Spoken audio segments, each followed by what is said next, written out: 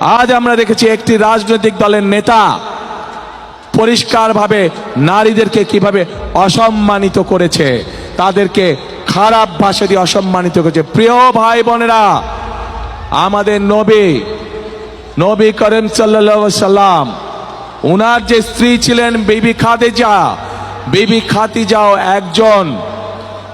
খাদিজাও ছিলেন একজন কর্মমুখী মহিলা। উনি ছিলেন একজন মহিলা ব্যবসায়ী।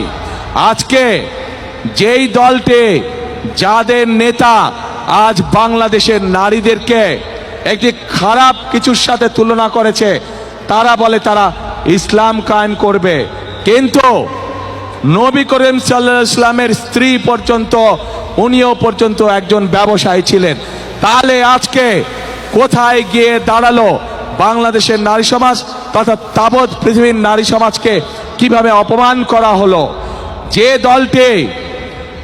দলটি নির্বাচনের আগে দেশের অর্ধেক জনগোষ্ঠীকে ঘরের মধ্যে বন্দী করতে চায়, যে দলটি নির্বাচনের আগে দেশের অর্ধেক জনগোষ্ঠীকে অসম্মানজনকভাবে কথা বলে, তাহলে আপনাদের কাছে আমার প্রশ্ন, আজকে নির্বাচনে যদি তারা কোনোভাবে সুযোগ পায়, নির্বাচন পরবর্তী সময়, তাহলে তাদের আচরণ কি হতে পারে?